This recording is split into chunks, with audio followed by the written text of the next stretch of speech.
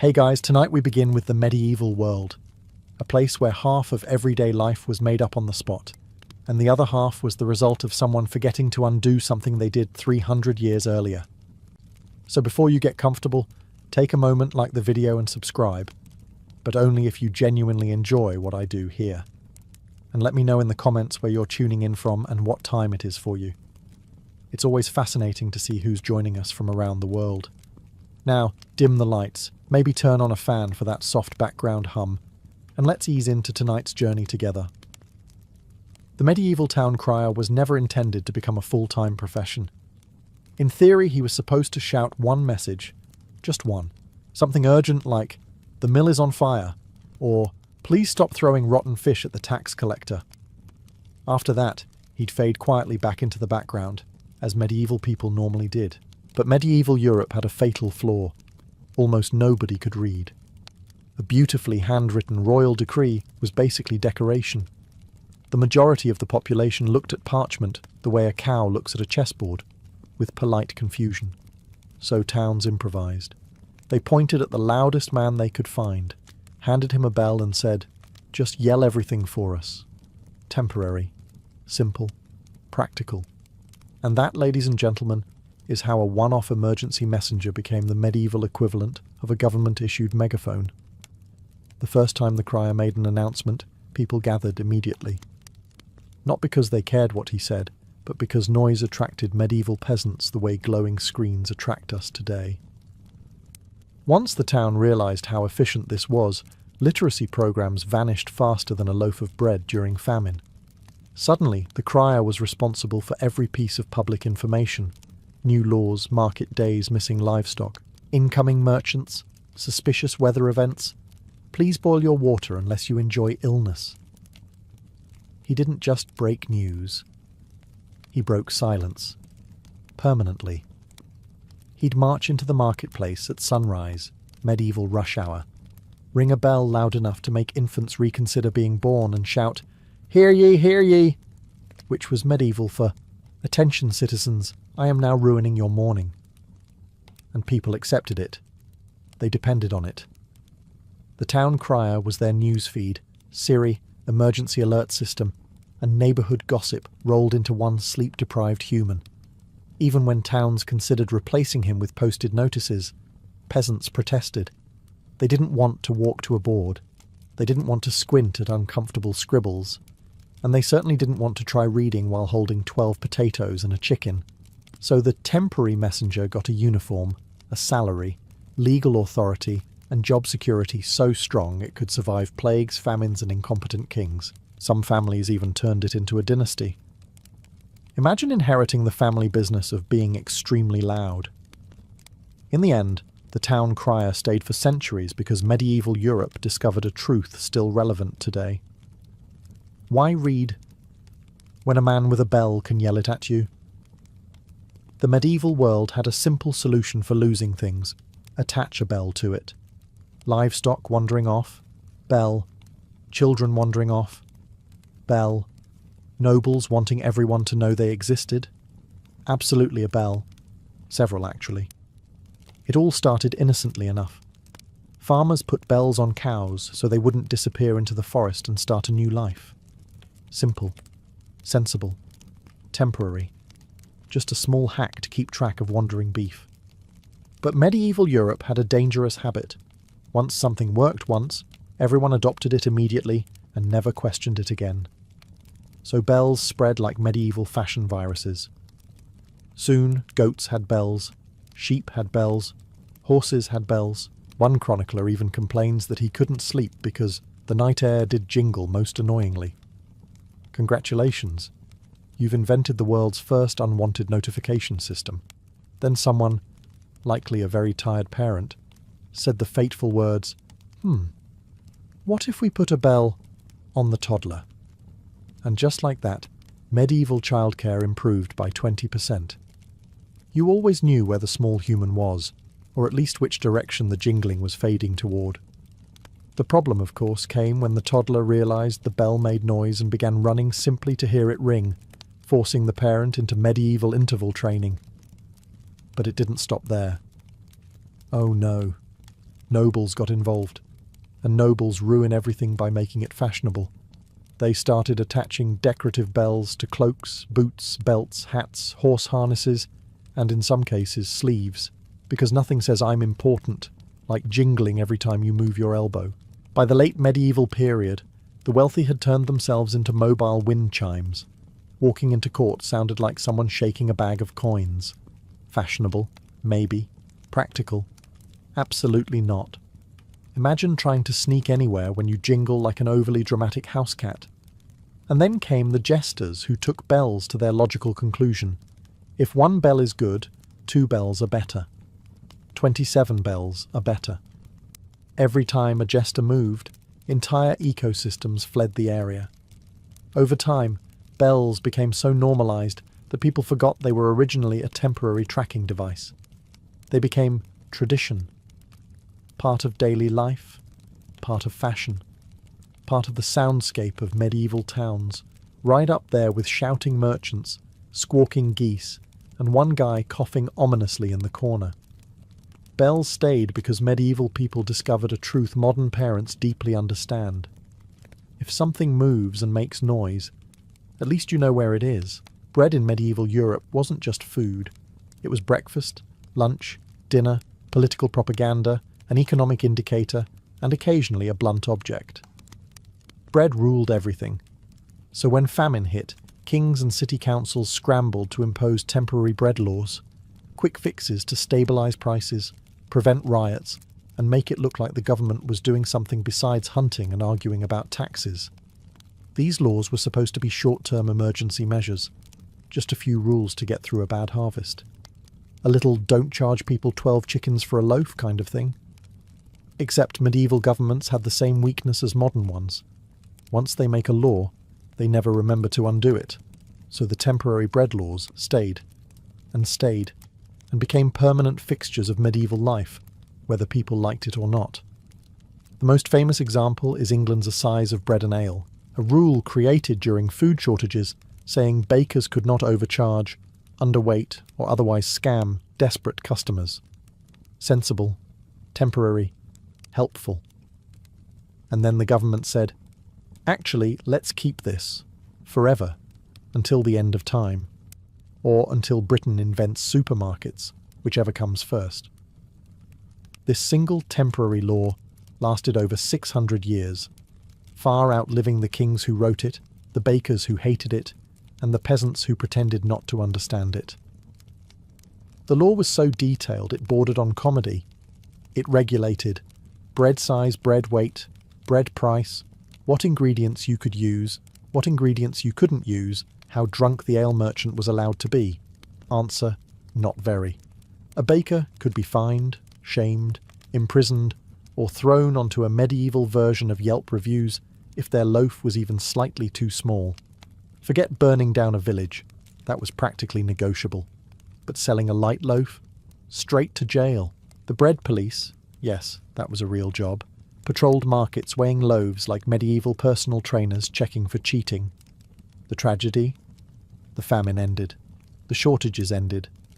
But the bread laws were still there, breathing heavily over bakers' shoulders like an overprotective grandmother. Medieval people accepted it because tradition is stronger than logic, and because bread riots were terrifying. Angry mobs armed with stale loaves were not to be underestimated. So a temporary regulation intended to stop chaos became one of Europe's longest-lasting, most micromanaging laws. All because nobody wanted to say, hey, do we still need this? Straw on tavern floors began as one of those charming medieval temporary ideas that should have lasted a single evening and then politely exited history. Some innkeeper, preparing for a feast or festival, scattered clean straw across the floor to absorb spilled ale, mask questionable smells, and give the place a rustic, cosy atmosphere. Guests loved it. Or more accurately, they were too intoxicated to complain. The innkeeper woke up the next morning, surveyed the scene of destruction, and realized something miraculous. The straw had absorbed everything. The ale, the mud, the tears, the mysterious puddles that no one could identify. It was nature's medieval cleaning product. All he had to do was rake it up and replace it. A perfect short-term solution. But medieval innkeepers, being medieval, took this as a sign from heaven. If straw made cleanup easier once, why not? Always. Why not keep the floors permanently covered in something visitors couldn't see through, smell through, or judge too harshly? And so a temporary decoration became a lifestyle choice. Soon travellers expected taverns to have straw on the floor. If you entered a medieval inn and saw bare wood, something was terribly wrong. Either you had wandered into a noble establishment where they frowned upon fun, or the place had been recently robbed and the straw stolen for warmth. Straw became part of the tavern identity, as essential as the bar, the ale, and at least one man in the corner who definitely wasn't sleeping, just resting his eyes. Over time, the straw layer thickened. New straw was thrown on top of old straw. More drinks were spilled. More boots tracked in mud. More arguments ended in overturned tankards. Eventually, tavern floors developed geological layers like an archaeological site, each stratum telling the story of last night's questionable decisions. The smell did not improve, but medieval people were trained professionals in ignoring smells. Their homes smelled like smoke, livestock, sweat, and occasionally despair. A little tavern straw odour didn't even register on their olfactory scale. Even health inspectors in later centuries complained about tavern straw harbouring fleas, spilled ale, and several life choices no broom could undo. But by then it was too late. Straw floors were tradition. You don't argue with tradition, especially not while standing in it. So what started as a one-night aesthetic choice became a continental habit that lingered for centuries, all because someone once said, just throw some straw on it. Castle kitchens, in theory, were supposed to be carefully planned. After all, the kitchen was one of the most dangerous places in any medieval stronghold. Open flames, boiling cauldrons, sharp knives, and cooks who had been awake since dawn, plotting revenge against underseasoned meat. You'd think castle architects would design these spaces with precision, but medieval reality was flexible. Many castle kitchens began not with a blueprint, but with a crisis. Maybe the original kitchen burned down, because medieval kitchens excelled at that. Maybe the castle was under siege and they needed to cook somewhere, anywhere, that wasn't currently on fire. Maybe the lord suddenly decided he needed a larger banquet hall for impressing guests, and the kitchen was rudely shoved aside like an unwanted stool. Whatever the reason, temporary kitchens popped up in the oddest places. A hallway? Sure. A spare chamber? Why not? A room directly next to the latrines? Absolutely disastrous, yet repeatedly chosen. The logic was always the same. We'll fix it later. Later never came. Once a temporary kitchen began functioning, castle life simply adapted around it. Servants memorized awkward new routes. Fire wardens prayed quietly. Architects pretended not to see what was happening. And cooks became experts in navigating spaces that defied every principle of human safety. In some castles, the temporary kitchen ended up nowhere near the dining hall. Servants had to carry trays of boiling stew across courtyards, down staircases, around defensive structures, and past livestock, a medieval obstacle course performed while holding soup. One misplaced step and dinner was cancelled, and someone was healing for 3 months. Other makeshift kitchens had ceilings so low that tall cooks worked permanently hunched, giving future historians the impression that medieval cooks were a separate evolutionary branch. Some setups lacked chimneys, so smoke simply filled whatever room was sacrificed. You can imagine how fun that was during lunch rush. But the strangest ones were the kitchens wedged into gatehouses, or next to the castle's main entrance. Nothing says, "Welcome to my fortress," quite like being greeted by the smell of roasting meat and the loud swearing of overworked kitchen staff. Despite the chaos, people got used to it. Castle life flowed around these strange kitchen placements until they became accepted, permanent features. The emergency improvisation solidified into architecture.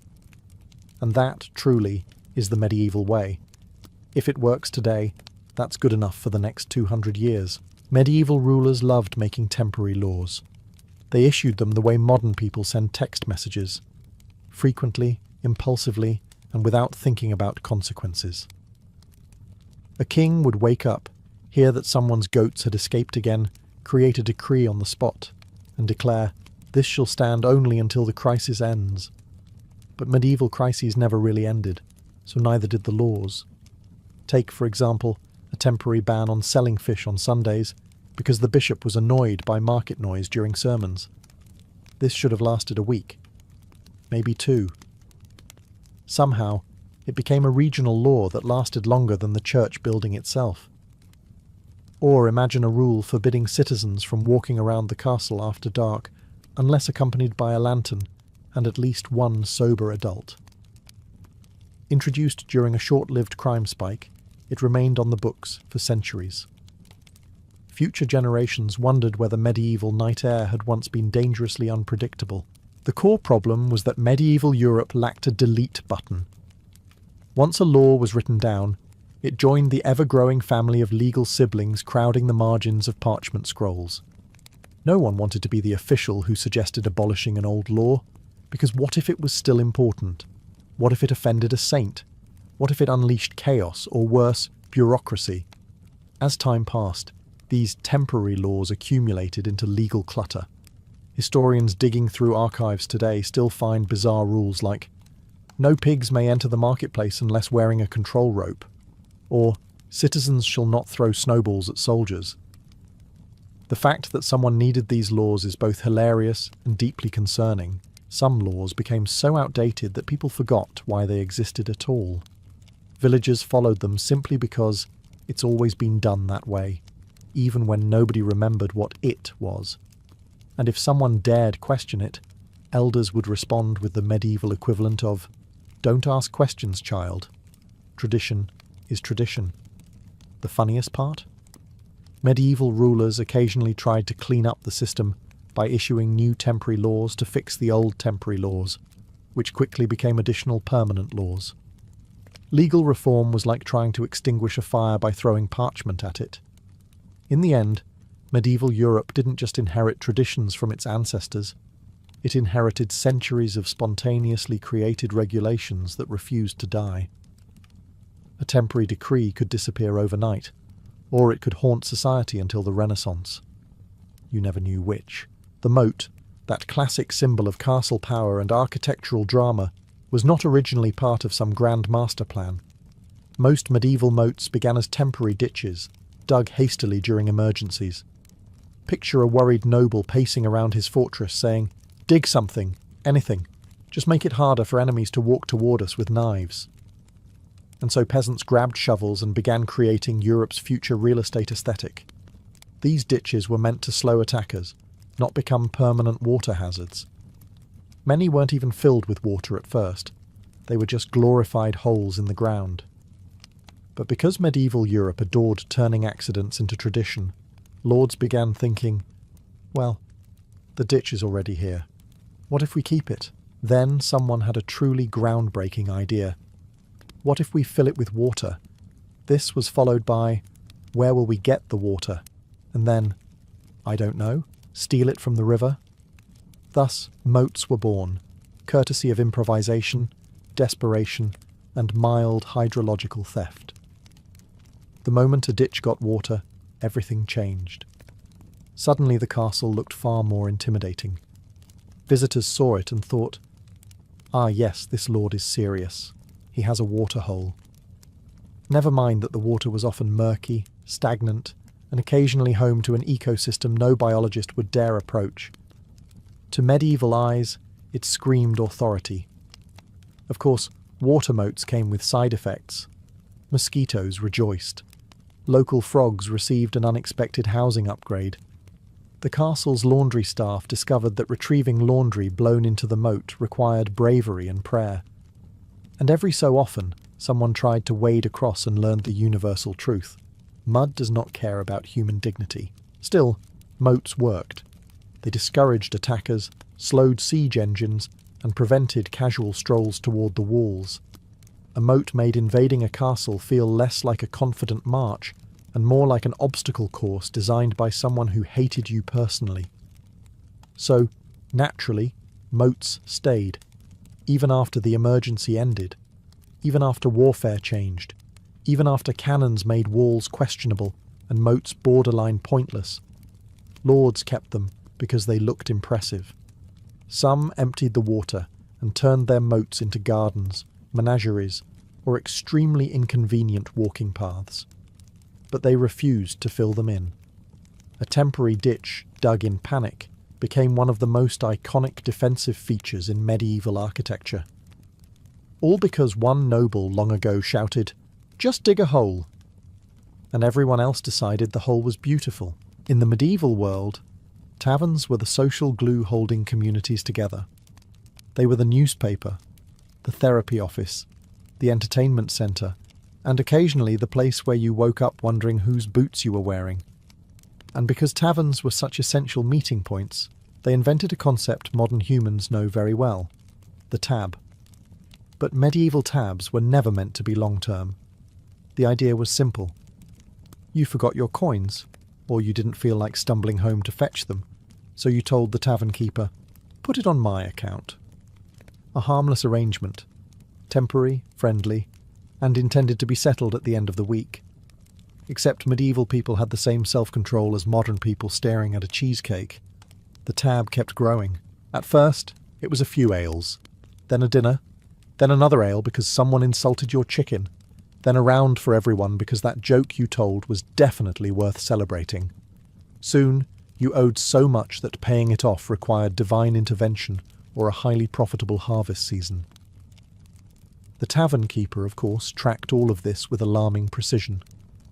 While medieval accounting in general could be described as improvised optimism, tavern books were ironclad. He might forget who owned the sheep wandering outside, but he absolutely remembered that you owed him 11 ales, 3 meals, and 1 broken stool from last Thursday. When a customer died, which in medieval times happened with cheerful frequency, the tavern keeper simply transferred the tab to the next of kin. Medieval inheritance law was merciless. Land passed to heirs, debts passed to heirs, and yes, the tavern tab passed to heirs. Imagine inheriting your great-uncle's bar bill and thinking, "I wasn't even born when he bought this soup." Some families carried tavern debts like cursed heirlooms. A young man would declare, "I'm finally free to start my life," only for the tavern keeper to appear like a medieval tax spirit and say, "Actually, you owe 6 gallons of ale your grandfather drank during the famine of 1321. Tavern tabs became so entrenched that some villages treated them like unofficial credit systems. People traded, negotiated, and even bragged about their tabs. The most impressive villagers owed enough to mortgage a small castle. In the end, the medieval tab lasted because it solved a problem everyone had: wanting ale now and responsibility later. It was a temporary convenience that became a generational institution, a medieval tradition born from thirst and perfected by procrastination. In the medieval winter, survival required creativity, determination, and occasionally the willingness to let a chicken sleep in your living room. The original idea was simple and practical. During the coldest months, when temperatures could drop lower than a nobleman's empathy, peasants brought their chickens indoors temporarily to prevent them from freezing to death.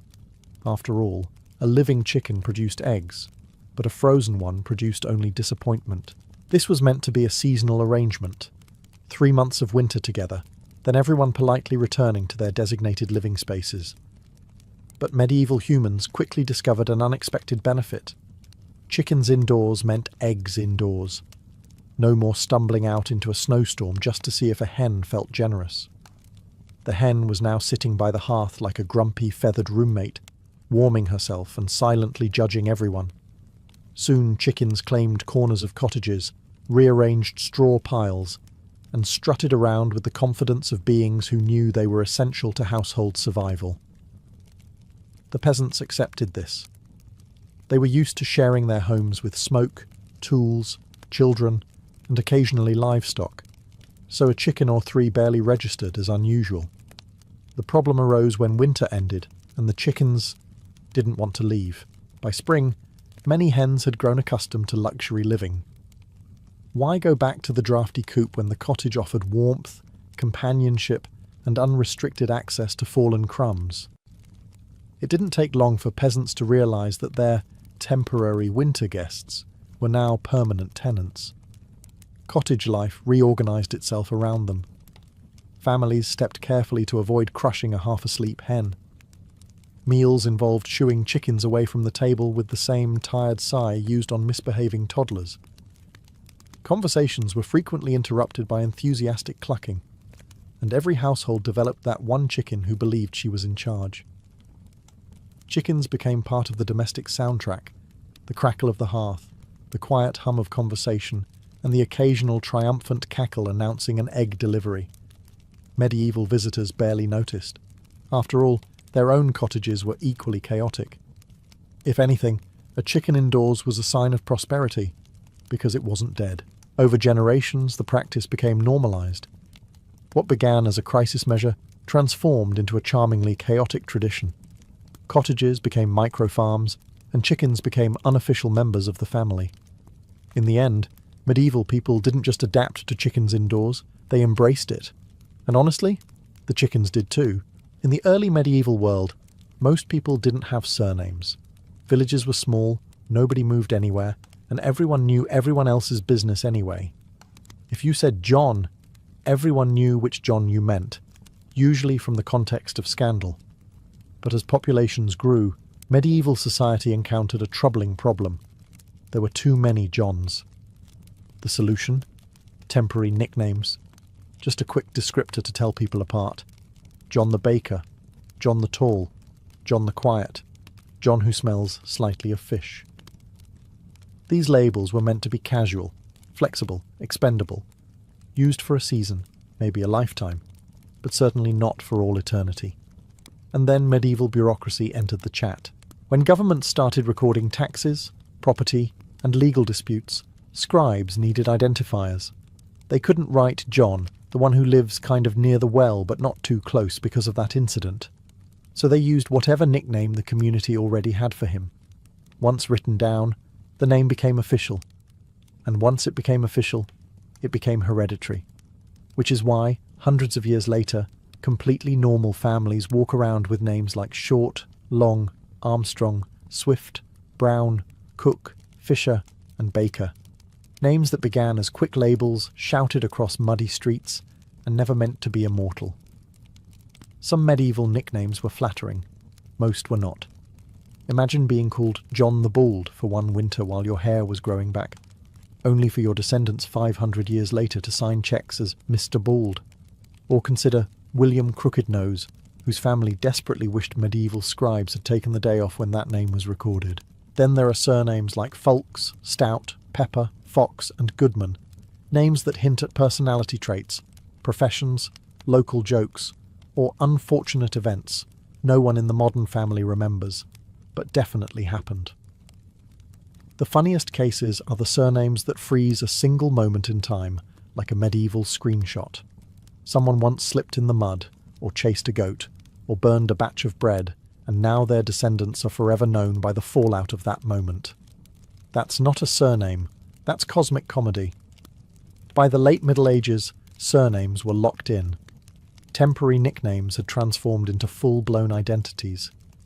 The medieval world took a fleeting joke and made it genealogical destiny. And honestly, that might be the most medieval thing of all. Medieval Europe did not plan its road system. Planning implies intention, foresight, meetings, diagrams, and at least one person saying, "Let's not do this terribly." Medieval roads, on the other hand, happened because enough people walked through the same muddy field until a trench appeared, and everyone collectively decided, yes, this is the road now. Originally, these paths weren't meant to last. They were temporary shortcuts created during seasonal changes, farmers taking a quicker route during harvest, shepherds guiding animals around flooded meadows, merchants trying to avoid whatever wolf lived near the main path. These routes were improvised, accidental, and deeply, profoundly unsuitable for long-term use. But medieval society had a rule. If something worked once, it would be used forever. Permanence by laziness. Soon, entire communities adopted these muddy trenches as their main roads. No paving, no gravel, not even an attempt to flatten the ground. Just a line of churned earth carved by human feet, horse hooves, cartwheels, and the occasional confused goose. And then it rained. Rain was the mortal enemy of medieval travel. A pleasant drizzle could transform a road into a swamp, and a proper storm could turn it into something resembling bread dough. Carts got stuck. Horses sank. People lost shoes so frequently that finding footwear in the mud was basically a neighbourhood hobby. Medieval chroniclers describe roads as deep, treacherous, or impassable, which are polite ways of saying, do not attempt unless you enjoy suffering. Yet no one fixed them. Why? Because maintenance required effort, and effort required organisation, and organisation required someone being in charge. Medieval villages were masters at avoiding all three. The crown occasionally declared, henceforth all towns shall repair their roads. And towns responded with the medieval equivalent of nodding politely and doing nothing. Eventually, these temporary mud trails became so established that maps recorded them, merchants relied on them, armies marched along them, and no one remembered they weren't supposed to be permanent. Travellers described journeys as spiritual trials, which is historian speak for, I never want to see mud again. By the time proper paving arrived centuries later, some roads had been muddy for so long that people practically considered the mud sacred. It had heritage, tradition, personality. A temporary shortcut had become a medieval highway, and every medieval traveller suffered for it. Medieval battles were chaotic, loud, dusty, and full of people wearing helmets that made it impossible to tell friend from enemy. So commanders developed a simple, temporary solution: a flag. A bright, recognisable piece of cloth held high above the carnage to say, if you're on this side, don't stab anyone standing under this banner. That was it. The flag was never meant to be anything more than a practical battlefield marker. No symbolism, no pride, no national identity. Just a medieval version of Team Jersey, but significantly flappier. Yet, as usual, medieval people refused to let a temporary idea remain temporary. A flag that had survived one battle, usually by pure luck, was considered heroic. Soldiers adored it. Commanders insisted on using the same one again. And soon, the temporary banner turned into an emotional support cloth that people were willing to die for. And if the flag got lost in battle, that was a national tragedy. Chroniclers described it with the same sorrow they used for natural disasters. The loss of a flag was like losing a beloved relative, except the relative was made of linen and had definitely never contributed to family gatherings. Then came the upgrades. Nobles began decorating their flags with symbols, animals, mottos, and colours that were supposed to inspire the troops, though half the soldiers were illiterate and the other half colourblind, due to living in the Middle Ages. Still, the banners grew more elaborate, turning into works of art too precious for the battlefield. Naturally, they kept bringing them to battles anyway. Some flags gained legendary status simply because they survived. Imagine a scrap of cloth that made it through 2 wars, 3 sieges, and 1 extremely dramatic thunderstorm. People started attributing divine protection to it. "This banner cannot fall," they cried, as if it were the medieval equivalent of plot armour. And with every battle it survived, its reputation inflated like a medieval ego. Over time, these battlefield banners outgrew their original purpose. They became symbols of kingdoms, peoples, cultures, and identities. What began as a temporary "don't stab us" indicator transformed into a defining emblem of entire nations. Centuries later, people look at national flags with reverence, imagining deep philosophical meaning behind every stripe and symbol. The truth: most of them started because someone needed a big, visible stick to tell soldiers where not to swing their swords.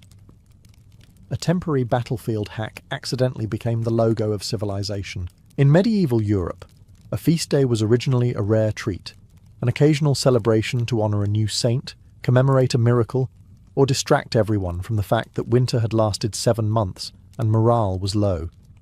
These feast days were supposed to be temporary, occasional, occasional little sparks of joy in a world where plumbing was a myth and bread was considered mildly exciting. But medieval people quickly discovered something important. Feast days were significantly more enjoyable than work days. The moment a village celebrated one feast day successfully, meaning there was singing, ale, meat, and only a minimal number of fights, everyone said, "We should absolutely do this again." Other villagers heard about it and said, "Why don't we have a feast day like that?" And the church, which loved a good saint, kept officially approving more. Soon the medieval calendar resembled a child's notebook, packed, chaotic, and containing celebrations no one remembered assigning. What began as a handful of holy days ballooned into an overwhelming schedule of feasts, vigils, saints' birthdays, saints' deaths, saints' cousins' miracles, and local traditions that made perfect sense to villagers but zero sense to historians. Some towns celebrated the feast of the saint who allegedly chased away a plague. Others honoured the saint who stopped a cow from escaping.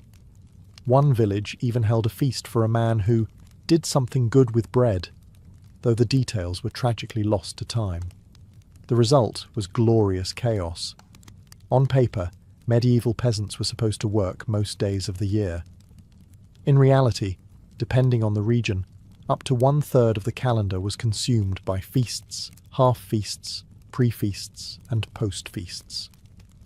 You might wake up planning to harvest barley, only to discover it was Saint Someone or Other's Day, and thus, by the sacred laws of tradition, you were required to socialize and drink instead. Even authorities complained, but not enough to stop the trend. Kings sometimes tried to reduce the number of feast days for productivity, only to attend them enthusiastically when invited. Priests tried to enforce moderation and ended up hosting the most elaborate celebrations. Hypocrisy was part of the charm. By the late Middle Ages, Europe was drowning in feast days, and no one could remember which ones were originally temporary celebrations.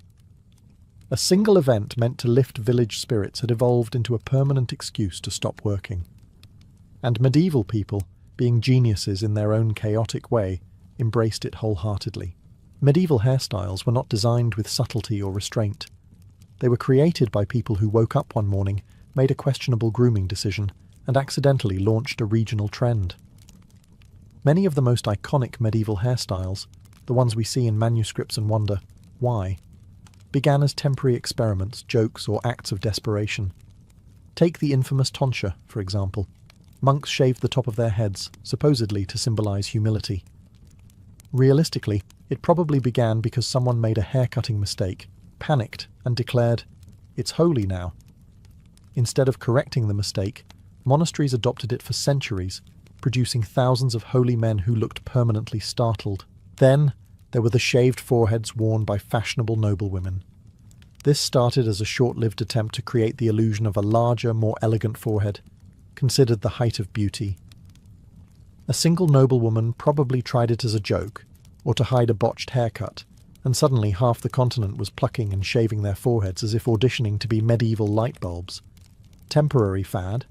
Absolutely. Did it last 100 years? Tragically, yes.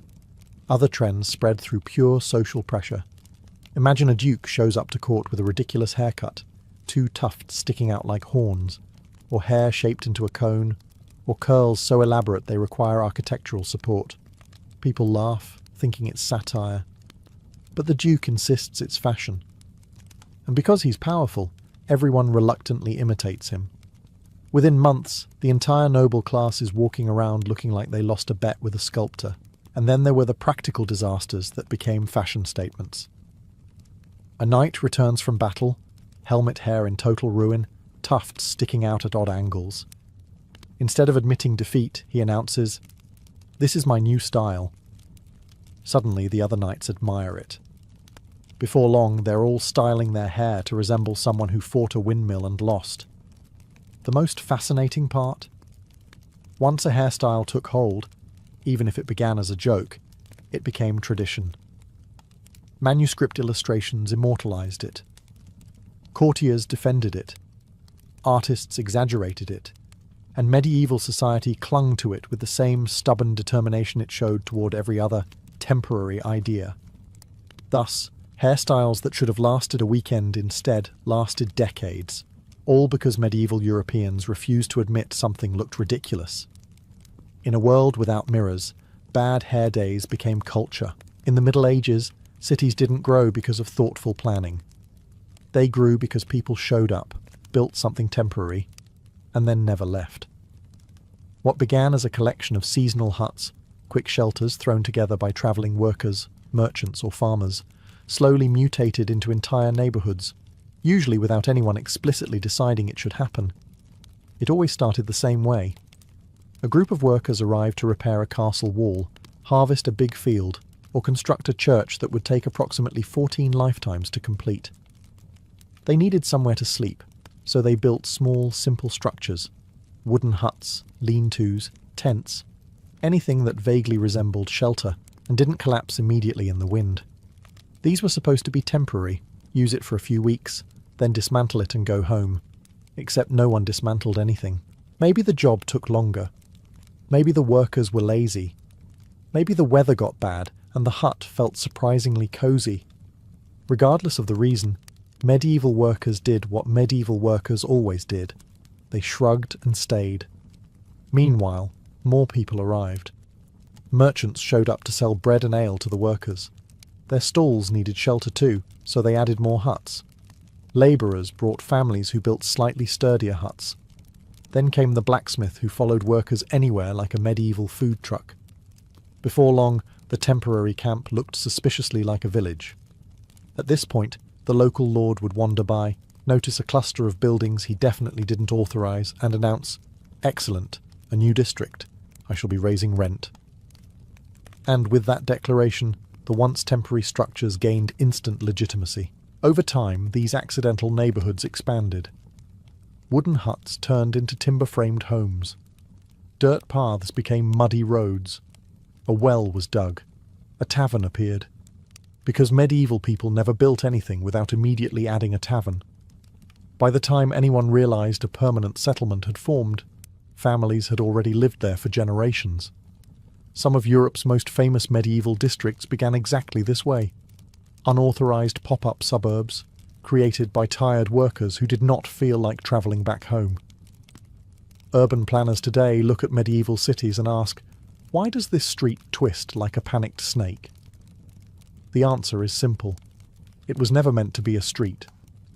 It was the path between two temporary huts that overstayed their welcome by about 800 years. In medieval life, temporary shelters didn't disappear. They evolved. And sometimes they accidentally became cities. Mary Tudor entered the world on a cold February morning in 1516, the long-awaited child of Henry VIII and Catherine of Aragon. She wasn't the son her father had prayed for, but she was healthy, bright-eyed, and startlingly intelligent for an infant who was barely expected to survive her first winter. Almost immediately, ambassadors wrote about her with the kind of astonishment usually reserved for prodigies. She learned Latin before most noble children learned table manners, played the virginals with practised elegance, and carried herself with a calm dignity that made even adults straighten their posture around her. For a brief moment, she lived the life of a cherished princess in a court that adored the idea of a Tudor heir, even if she wasn't male. But because she was Henry VIII's daughter, her early years were built on foundations destined to crack. Mary worshipped her mother, a woman of deep faith and steady resolve, who raised her with a sense of duty and piety that Mary would carry all her life. She also adored her father, who at first openly doted on her, proudly showing her off to visiting dignitaries, as if she were living proof of divine approval. Little Mary had no idea that the same man who lifted her into the air smiling would one day strip her of her title and force her to swear her mother's marriage invalid. As Mary grew, so did Henry's anxiety about securing a male heir. Catherine's pregnancies ended in heartbreak after heartbreak, and Henry, never a man to accept misfortune without assigning blame, began to look for theological loopholes and political escape routes. The shadows lengthened around Mary's childhood as her father's attention drifted to Anne Boleyn, and the court grew tense with rumours of an annulment. Mary was old enough to understand when her world collapsed. She watched her mother exiled from court, barred from seeing her own daughter. She watched Anne rise in her place. And she learned, painfully early, that love at the Tudor court was conditional, especially the love of a king. By the time Mary reached adolescence, the once celebrated princess had become a political inconvenience, a child caught between her devotion to her mother and the wrath of her father. And although she survived it, the wound never truly healed. It shaped her faith, her fears, and the kind of queen she would one day become. Mary Tudor's fall from royal grace was not a single moment. It was a slow, bruising descent that stretched over years, each step more humiliating than the last. When Henry VIII broke from Rome to marry Anne Boleyn, Mary became collateral damage in a political transformation she had no power to resist. One proclamation declared her no longer the Lady Princess, but simply Lady Mary, a title carefully chosen to remind everyone that the king now considered her illegitimate. It was the kind of blow designed not only to alter her status, but to pierce her identity. The court, which once bowed to her, now treated her with a stiff politeness, meant for someone who mattered only in theory. Worst of all, she was forbidden to see her mother, Catherine of Aragon, the one anchor in her storm of uncertainty. Henry and Anne understood perfectly that separating mother and daughter was a punishment far more effective than any tower cell.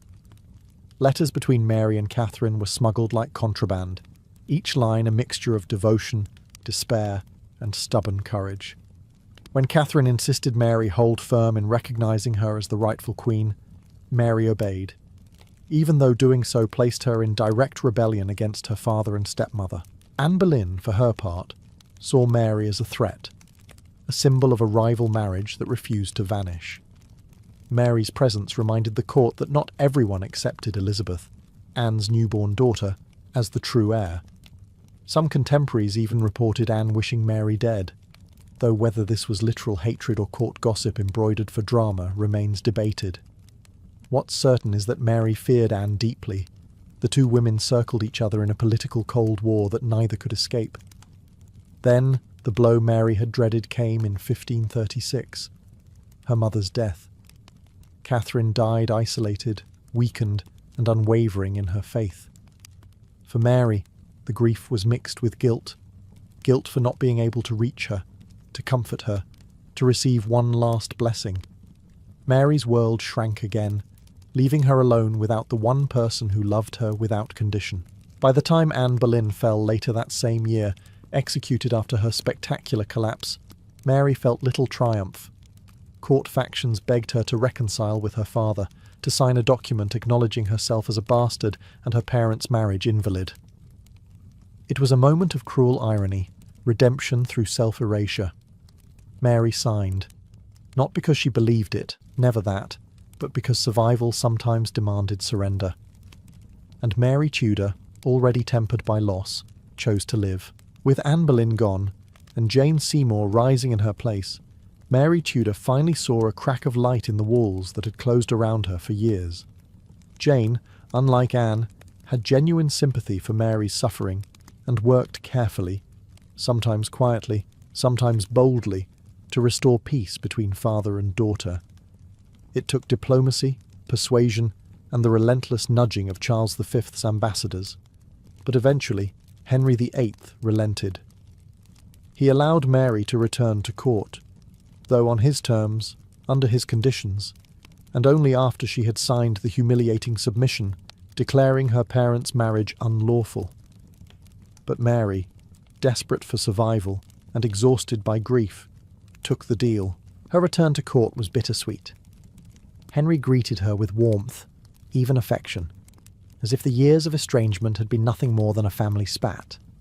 That was Henry's style. He expected others to forget, instantly and completely, the pain he inflicted. Mary was expected to smile, to obey, to slip back into the role of the dutiful Tudor daughter. She did all of that, yet inside she carried the scars of abandonment, humiliation, and a spiritual conviction that she had betrayed her mother's memory. She tried, however, to move forward. Jane Seymour helped her feel welcome. Mary adored Jane, more than any of her father's wives, because Jane treated her not as a symbol or a problem to be solved, but as a young woman who had survived far too much. For a moment, Mary experienced something resembling family life. She also doted on the child Jane gave birth to, the future Edward VI. Holding her baby brother, Mary allowed herself to imagine that their repaired family might endure, but stability at the Tudor court was an illusion that never lasted. Jane Seymour died days after childbirth, leaving Mary bereft once again. Her father remarried 3 more times, and each new queen represented a new political climate Mary had to navigate. Anne of Cleves was harmless, Catherine Howard dangerously chaotic, Catherine Parr intelligent and kind, but deeply entangled in Protestant reform, something Mary viewed with horror. Though restored, Mary walked on eggshells. Her Catholic faith was non-negotiable, and Henry's shifting religious policies constantly threatened her position. She obeyed outwardly, but never softened her beliefs. She was tolerated, not trusted, welcomed, yet watched. In truth, Mary never again felt truly safe. Her father's approval could turn to wrath in an instant. And as she approached adulthood, one thing became unmistakably clear. Her future would depend on her ability to survive the political storms still gathering over England. When Henry VIII died in 1547, Mary Tudor was 31 years old, an age by Tudor standards dangerously close to permanent spinsterhood. She had lived through her father's 6 marriages, religious upheaval, humiliating reversals of status, and enough emotional trauma to crush a lesser person. Now the crown passed to her 9-year-old half-brother, Edward VI, whose radical Protestant advisers viewed Mary's unwavering Catholicism as both a political threat and a personal affront. Mary found herself suddenly vulnerable again. Despite being the king's sister and Henry's eldest surviving child, she was powerless under Edward's regency. Her properties were monitored, her mass services prohibited, and her household infiltrated with spies. Edward's council pressured her relentlessly to abandon Catholic worship, something she refused again and again, even when it placed her on the edge of treason. This resistance was not stubbornness for its own sake. Mary saw faith as her anchor, the one part of her identity no political pressure could take from her. The more they tried to bend her, the more she stiffened. Her relationship with Edward deteriorated rapidly. He saw her defiance as rebellion. She saw his demands as persecution. Their final meetings were bitter, painful exchanges between a dying boy king and a sister who understood that the moment he passed, the realm would be thrown into chaos. Edward's death in 1553 triggered exactly that. The Duke of Northumberland attempted a desperate political coup by placing Lady Jane Grey, Edward's Protestant cousin, on the throne. It was a risky move, one that banked on Mary being too isolated, too unpopular, or too frightened to challenge it. But Mary Tudor had survived far worse than political scheming. She fled, gathered supporters, and within days amassed an army greater than Northumberland's forces. Even Protestants joined her cause, not out of devotion to Catholicism, but because Mary was Henry VIII's rightful heir. She represented legitimacy in a kingdom exhausted by instability. Mary's march to London became a swelling movement, a declaration that the true Tudor line would not be displaced.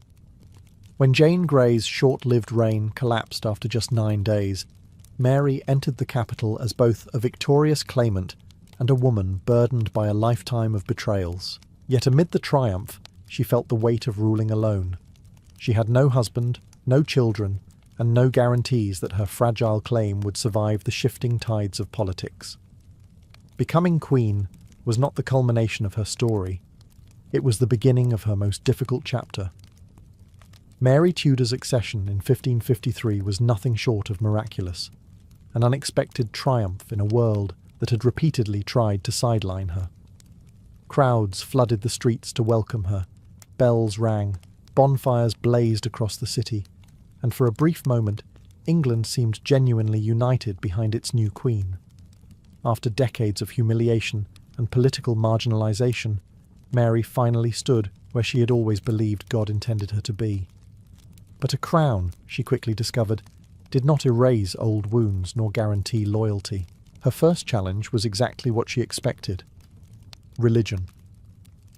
Mary was determined to restore Catholicism, not as a gentle suggestion, but as her life's mission.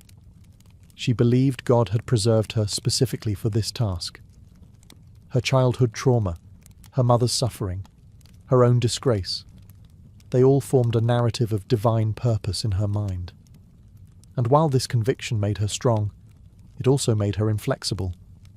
Mary understood reform not as a political debate, but as a moral emergency. The kingdom must return to Rome, and she would be the instrument of that correction. However, even before she could address religious policy, Mary faced an equally urgent, deeply personal issue: the succession. She was 37, childless, and unmarried. Every advisor, ambassador, and court insider knew that without an heir, Mary's Catholic restoration would die with her. That reality terrified her council. If she failed to produce a child, her Protestant half-sister Elizabeth would inherit, and the entire religious direction of the realm would reverse overnight. To Mary, the solution was obvious. She needed to marry quickly and strategically. But who she should marry was a matter that split the kingdom in two. Some urged an English nobleman, someone who could calm fears of foreign dominance. But Mary, shaped by her mother's Spanish lineage and her own devout Catholicism, looked toward a powerful Catholic match, one capable of strengthening her reform and securing her realm. Enter Philip of Spain, son of Emperor Charles V, a man whose dynastic pedigree could bolster Mary's legitimacy and perhaps secure that longed-for child. To Mary, Philip represented stability, faith, and the hope of finally building the family life she had been denied for decades. But to her subjects, he represented something far more menacing: foreign rule, Spanish influence, and the possibility that England would become a satellite of the Habsburg Empire. Mary was crowned queen, yes, but as she prepared to marry, she would learn just how quickly public celebration could turn into suspicion, resentment, and rebellion. Mary Tudor believed her marriage to Philip of Spain would heal England's fractures, secure the Catholic faith, and finally give her the child she longed for. In her mind, this union wasn't merely political, it was providential. She saw Philip as a partner, chosen not just by diplomacy, but by God himself. Yet the moment news of the proposed marriage reached the English public, the atmosphere changed. Excitement over Mary's coronation evaporated almost overnight, replaced by deep suspicion and, in some corners, outright panic. England had a long memory, and it remembered what happened when foreign powers entangled themselves with English crowns. Philip wasn't just any foreign prince. He was a Habsburg, heir to the vast Spanish Empire, and part of a dynasty known for dominating Europe. Ordinary Englishmen imagined themselves soon governed by Spanish officials, taxed to fund Spanish wars, and dragged into conflicts that had nothing to do with their island. Even nobles who supported Mary's reign balked at the idea of Philip gaining any real influence. They feared England becoming a mere appendage of Spain, and their fears weren't entirely irrational. Mary, however, refused to bend. She trusted Philip, trusted Spain, and believed that a strong Catholic husband was essential for a strong Catholic throne. The more resistance she faced, the more stubbornly she clung to the plan. She wasn't simply marrying for love or companionship, though both mattered to her more than she admitted. She was marrying to secure the Tudor line and her mother's legacy. But the country saw it differently. In early 1554, the simmering discontent exploded into open revolt, Wyatt's Rebellion. Led by Sir Thomas Wyatt, it was a desperate attempt to stop the Spanish marriage and, depending on the faction, replace Mary with her Protestant half-sister Elizabeth. Though the rebellion ultimately failed, it shook Mary to her core. She had expected political opposition, not armed men marching toward London with the intent to control or depose her. Mary responded with a firmness that would later help build her notorious reputation. She delivered a bold speech at Guildhall, declaring she would die a queen rather than abandon her rightful authority. It was one of the most powerful moments in Tudor history, displaying a courage even her enemies respected. But the rebellion left scars. Trust evaporated. Elizabeth fell under suspicion, and Mary learned a painful truth. Her subjects did not share her vision of salvation through marriage. Still, she proceeded. In July 1554, Philip arrived in England, and Mary walked toward a future she believed would secure her throne, unaware that it would instead deepen her sorrow. When Philip of Spain finally arrived in England in July 1554, Mary Tudor was overwhelmed with anticipation. She had imagined a partnership built on shared faith, mutual respect, and perhaps, if God willed it, affection strong enough to bless them with an heir. After years of loneliness, political isolation, and emotional deprivation, Mary longed for companionship as much as she needed a successor. She approached the marriage with sincerity and hope, believing Philip would be both a loving husband and a powerful ally. But Philip saw this union very differently. At 27, Philip was 11 years younger than Mary. He had been married before, widowed, and raised in the intensely political environment of the Habsburg court. To him, marriage was a dynastic duty, not a source of romance. The wedding was something he endured, not embraced. Contemporary accounts suggest he was courteous and respectful, but never emotionally invested. His letters to his father, Emperor Charles V, made it clear he viewed the marriage as a strategic obligation rather than a personal joy. Mary, however, misread his politeness as warmth. She was enchanted by him, his regal bearing, his piety, his continental sophistication. She fell genuinely, perhaps desperately, in love. For a woman who had spent her life deprived of affection, Philip's presence must have felt like a long-awaited affirmation of her worth. For Philip, however, England felt cold, provincial, and foreign. He disliked the climate, the politics, and the suspicion that followed him everywhere. He couldn't speak English, and he found the English nobility prickly and hostile. Worst of all, he understood that Parliament had deliberately limited his authority to prevent him from wielding real power. Mary gave him her heart. Philip gave England a polite, distant nod. Even so, he performed his duties. Publicly, he stood beside her as king consort. Privately, he remained restrained, cautious, and detached. Mary's affection grew stronger the more he withdrew, creating an emotional imbalance that would haunt their marriage. Yet in late 1554, something remarkable happened. Mary's menstruation stopped. She felt swelling, nausea, and movement within her belly. Physicians confirmed what she longed to hear. She was pregnant, or so everyone believed. For Mary, it was the culmination of every prayer she had ever whispered. For Philip, it meant potential success for a marriage he barely tolerated. For England, it sparked hope and dread. None of them knew the truth. This pregnancy would become one of the most tragic illusions in Tudor history. By the winter of 1554 to 1555, Mary Tudor was certain she was pregnant. Her stomach swelled, her breasts grew tender. She felt the familiar signs every midwife recognized. Court physicians confirmed it, courtiers celebrated it, and Europe prepared for the birth of a Catholic heir who would secure England firmly within the Habsburg sphere. For Mary, the news felt like divine vindication. After a lifetime of loss, her mother, her title, her dignity, God was rewarding her with the child she had begged for since girlhood, the child that would anchor her marriage, her reign, and her faith. Her joy was real, her symptoms were real, but the pregnancy was not. Today, historians believe she suffered from pseudocysis, or phantom pregnancy, a psychological and hormonal condition often triggered by extreme stress, trauma, and intense desire for motherhood. And Mary had all three in abundance. Her body mimicked pregnancy so convincingly that even trained physicians were fooled. She had every sign except the only one that mattered, a developing child. Nonetheless, preparations began. A nursery was furnished, a cradle was carved. Letters announcing the birth were drafted in advance. Parliament even debated whether Philip should rule as regent if Mary died in childbirth.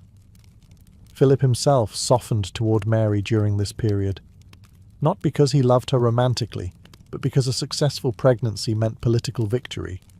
To his credit, he remained by her side far more gently than earlier accounts suggest. By spring of 1555, Mary retreated into confinement, the traditional seclusion for a queen nearing labour. The court waited. Europe waited. Mary waited, day after day, for pains that never came. Summer arrived, yet still no birth. Rumours began to swirl. Had the Queen lied? Was this a divine punishment? A monstrous deformity? A secret miscarriage? Mary refused to leave confinement, clinging to hope even as the truth became impossible to ignore. Finally, after months of painful anticipation, the awful realization settled in. There was no child. The swelling receded. Physicians muttered excuses. Courtiers avoided her eyes. And Mary, who had been denied love, denied stability, denied so many simple human joys, was now denied the one thing she believed God had promised her. The emotional devastation was immense. She felt humiliated, betrayed by her own body, and terrified of what her childlessness meant for England. Philip drifted away again, summoned back to continental politics. The marriage, already fragile, began to crumble. And as Mary's health declined, another cruel twist awaited her. In 1557, she once again became certain she was pregnant. It was another illusion, another heartbreak. And by then, time was running out. By 1557, Mary Tudor was once again convinced she was pregnant, despite the failure of her first phantom pregnancy and the scepticism of even her closest ladies. The symptoms felt familiar, the hope irresistible. But this time, the atmosphere was different. She was older, physically weakened, and emotionally exhausted. Philip had long since departed for Spain, returning only briefly and reluctantly to England. His distance weighed heavily on her. She mistook political necessity for personal rejection. Every letter he delayed, every absence, every diplomatic excuse deepened the loneliness that had defined her adulthood. Meanwhile, England suffered under the burden of her decisions. The persecution of Protestants, what later generations would label the Marian burnings, became the darkest stain on her reign. Mary believed she was saving souls. She saw religious uniformity as a sacred duty, a way to restore the spiritual order she believed her father had shattered. But her subjects saw something very different: flames, fear, and the return of a Catholicism enforced with terrifying zeal. In Mary's mind, faith demanded action. In her people's eyes, she became a tyrant. Her second phantom pregnancy followed the same tragic pattern as the first. Symptoms appeared, hopes rose, and court preparations began, only for it to become painfully clear, once more, that there was no child. This time, however, the consequences were far more severe. The pregnancy masked the onset of serious illness, possibly ovarian cysts or uterine cancer, though historians debate the exact cause. Whatever it was, it drained her strength rapidly. Mary's final years were marked by political isolation, personal grief, and declining health. England lost Calais, the last English possession in France, under her rule, a military defeat that struck her harder than almost anything else in her life. "When I die," she reportedly said, "you will find Calais engraved upon my heart." Whether she truly uttered those words no one can say, but the sentiment captures the despair of a queen who watched everything she cared about slip through her fingers. By late 1558, Mary was bedridden, fevered, and aware that she was dying. She named Elizabeth as her successor, a painful choice knowing her Protestant sister would undo everything she had worked for. Mary died on November 17th, at just 42 years old, lonely, childless, and mourned far less than she had once imagined. History remembered her as Bloody Mary, a title that obscures the frightened, devout, wounded woman beneath the crown, a queen shaped by trauma, driven by faith, and forever haunted by the love and motherhood she never received. By 324 BCE, Alexander the Great stood at the height of his power, ruler of an empire so enormous that even his own generals struggled to comprehend it. He had marched from Macedon to the edges of India, toppling kings, storming citadels and smashing armies that the Greeks once believed were unbeatable.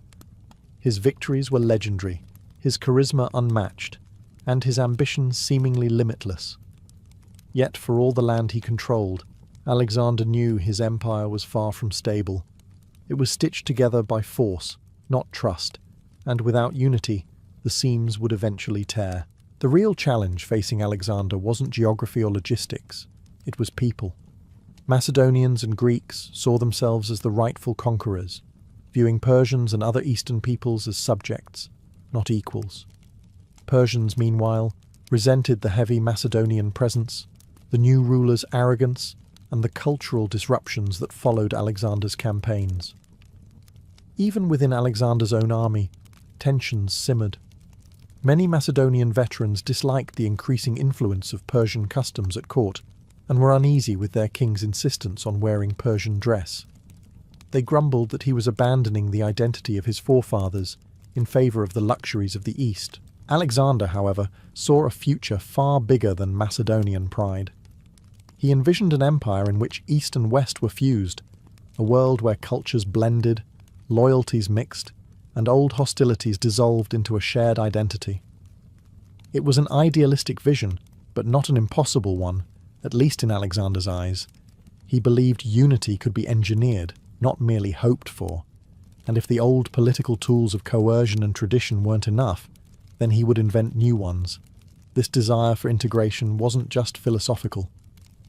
Alexander was a practical strategist with a keen sense of symbolism. He knew that gestures mattered, especially in a world where kingship was as much performance as power. To truly unite Persians with Macedonians, he needed something dramatic, something that would visually and emotionally signal a new chapter. That idea took shape during his return to Persia, when he arrived in the wealthy, cosmopolitan city of Susa. Here, he decided to stage an unprecedented spectacle, a grand imperial mass wedding that would bind his Macedonian officers to Persian nobility. Not just one marriage, but dozens, a fusion of court, culture, and dynasty in one theatrical, unforgettable moment. It would become known as the Wedding of Susa, a political masterstroke draped in gold, incense, music, and the illusion of harmony. But beneath the splendour, the fractures of empire still waited, ready to reopen. Susa was no ordinary city, and Alexander chose it deliberately. Once a glittering capital of the Achaemenid Persian Empire, Susa had long been a crossroads of cultures, Elamite, Persian, Babylonian, each leaving layers of architecture, ceremony, and luxury behind. By the time Alexander arrived, the city was a treasure house of imperial memory. Marble halls, gold-inlaid floors, lush gardens, and storerooms overflowing with wealth formed a setting that practically begged for grand gestures. If Alexander wanted to show the world that Persia and Macedon were now one, Susa was the perfect stage. The city also embodied exactly what Alexander wanted his empire to become: multicultural, prosperous, and symbolically shared between Greeks and Persians. Here, Persian aristocrats still held influence, and their loyalty was essential. Winning their cooperation was not a matter of military force, but of cultural respect and political finesse. Susa's palaces still whispered the authority of Darius and Xerxes, kings who had once terrorized Greece. By holding his mass wedding here, Alexander wasn't just borrowing Persian grandeur, he was claiming it, absorbing it into his vision of a unified empire. Preparations for the event began months in advance. Caravans brought in silks, embroidered garments, perfumes, spices, and precious metals from across the empire's vast expanse. Skilled craftsmen were summoned to build platforms, decorate banquet halls, and coordinate an event as elaborate as any coronation. For the Persians, the ceremony signalled a possible restoration of pride. For the Macedonians, it felt both thrilling and unsettling. They had spent years fighting Persian armies. Suddenly, they were expected to marry into those very families. Yet Alexander's charisma and his iron will pushed the project forward. He intended the ceremony to be more than festive pageantry. It was propaganda, diplomacy, and cultural engineering rolled into one. By merging his officers with Persian noblewomen, he hoped to tie their future interests to the stability of the eastern provinces. These marriages were meant to create a new elite class, loyal to him above all else. But beneath the gold and silk, there was tension. Many Macedonians grumbled that they were being used as political pawns. Others feared that Alexander's admiration for Persian customs meant he had abandoned Macedonian values. Meanwhile, Persian nobles wondered whether these marriages truly offered unity or simply masked foreign domination with ceremonial sugarcoating. Susa shimmered, dazzling and bright. But just beneath its marble surface, the competing ambitions of East and West hummed like a storm waiting to break. The heart of the Susa spectacle lay not in the gold, the music, or the lavish halls, but in the people chosen to participate. Alexander personally selected the brides and grooms, ensuring that each match served a political purpose. His army's most elite officers, companions who had fought beside him through deserts, mountains, and endless campaigns, were paired with Persian noblewomen, many of them daughters or relatives of the very dynasty Alexander had conquered. It was a symbolic act, almost theatrical in its intention. The old Persia and the new Macedon bound together, not by treaties or threats, but by blood. At the centre of it all were Alexander's own marriages. He already had one Persian wife, Roxana of Bactria, whom he had married years earlier. But now, in Susa, he took two additional brides.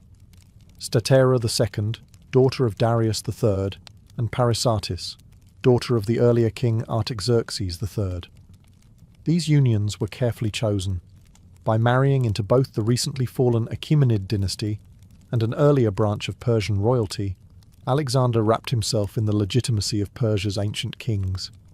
He wasn't just a conqueror anymore, he was positioning himself as a rightful heir. For the Macedonian officers, the situation was more complicated. Some welcomed the marriages. A noble Persian bride brought prestige, political alliances, and generous dowries. Others, however, saw the arrangement as a burden. They were soldiers, not diplomats. Many already had wives back in Macedon, and while Alexander insisted this ceremony superseded any previous unions, the men knew resentment awaited them at home. The Persian brides, meanwhile, were caught between duty and uncertainty. Raised in families whose world had been overturned by Alexander's conquest, they now found themselves woven into the fabric of his empire. For some, the marriage offered security. For others, it felt like imprisonment wrapped in silk. Yet they understood the stakes. Their presence at the ceremony represented Persia's future, offered up as a gesture of trust or submission. All told, around 80 Macedonian officers were paired with noble Persian women. The scale was breathtaking. No Greek or Macedonian king had ever attempted anything like this. It wasn't merely a political strategy, it was social engineering on an imperial level. And still, beneath the ceremony's grandeur, tension simmered. Macedonians whispered about losing their identity. Persians whispered about being absorbed by force. Each bride and groom represented more than a marriage. They represented the fragile possibility of unity, or the seeds of resentment that could fracture the empire from within. When the wedding of Susa finally began, it unfolded with a level of splendor that stunned even those accustomed to Persian luxury. Alexander intended the event to overwhelm the senses, every sight, sound, and scent engineered to convey the majesty of his empire. The palace complex was transformed into a shimmering festival ground. Tapestries hung from pillars of glazed brick, braziers released waves of fragrant incense, and gold ornaments glimmered in the torchlight like captured sunlight. Susa had seen royal ceremonies for centuries, but nothing quite like this. The banquet hall alone was legendary. Gigantic carpets woven in brilliant reds and blues rolled across the floors. Rows of gold and silver couches awaited the guests. Musicians played a blend of Greek melodies and Persian court music, creating a soundtrack that mirrored Alexander's political vision. A cultural fusion, elegant and deliberate. Aromatic perfumes drifted through the air, mingling with the smell of roasted meats and sweet pastries dipped in honey. The atmosphere was intoxicating. The sensory cloud meant to dissolve all thoughts of division. The guests, Persian nobles, Macedonian officers, and representatives from across the empire, sat in a carefully arranged order. Nothing was accidental. Greek and Persian elites were placed side by side, encouraged to converse, dine, and drink together, as if the ceremony were not simply a wedding, but the inauguration of a new social order. Even the cups were symbolic. Each guest drank from vessels of identical shape and metal, a subtle reminder that status in Alexander's empire would not depend solely on ancestry. Then came the procession of brides. They entered in radiant garments, Persian dresses embroidered with gold thread, shimmering veils, and ornaments that had once belonged to the Achaemenid court. Alexander's two brides, Statera and Parysatis, walked with serene dignity, followed by the 80 Persian noblewomen who would marry his officers. The spectacle was emotional, political, and theatrical all at once. Macedonian soldiers watched with both awe and unease, while Persian nobles observed with quiet calculation. When Alexander rose to speak, the hall fell silent. He addressed the crowd not as a Macedonian king, but as the sovereign of a united world, praising harmony between cultures and calling this mass wedding the dawn of a new era. His words were bold, idealistic, perhaps even naive. But in that moment, under the glow of torches and gold, it was easy to believe unity was possible. The feast lasted for days. Wine flowed endlessly, dancers performed, poets recited verses, and gifts were showered upon the newlyweds. It was a celebration meant to erase old boundaries.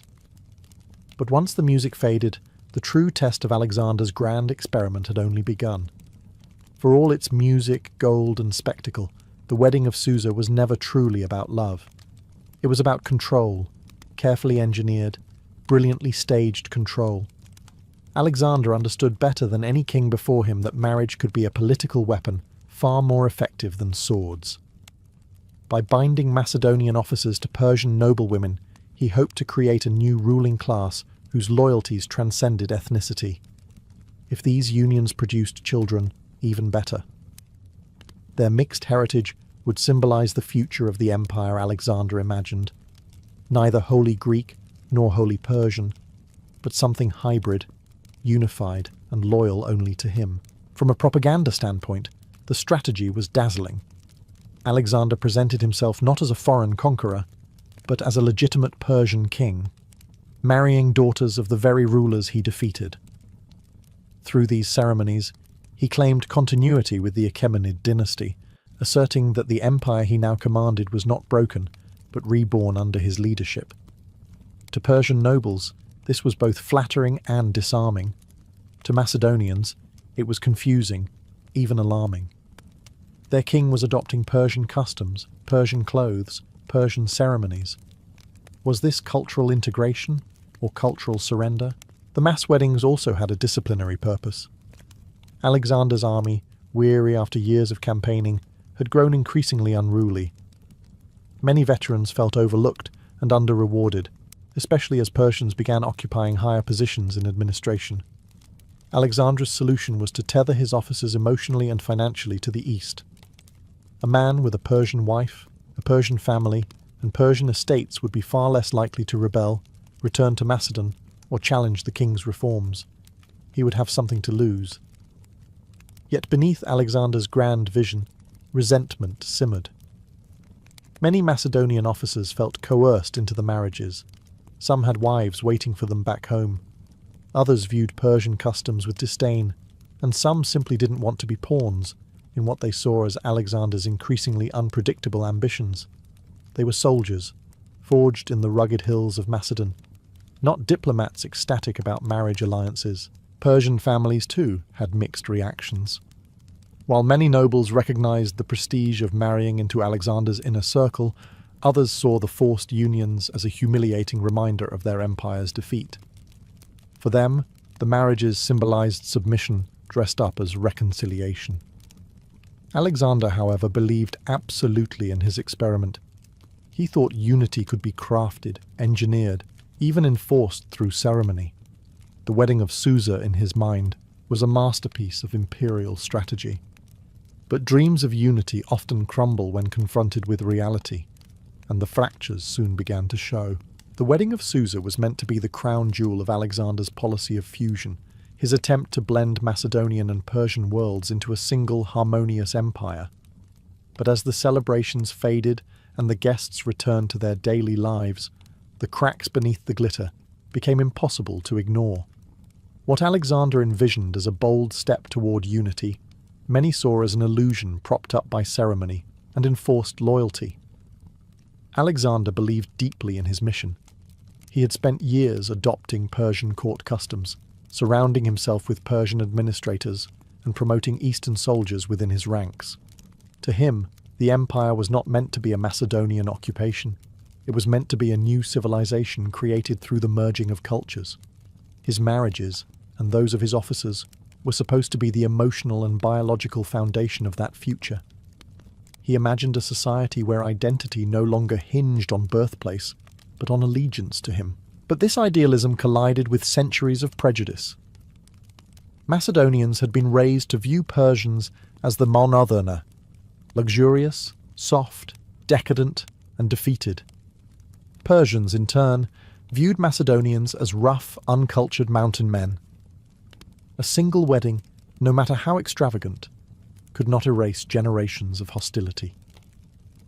The unity Alexander tried to forge felt, to many, like a king forcing two unwilling worlds to clasp hands.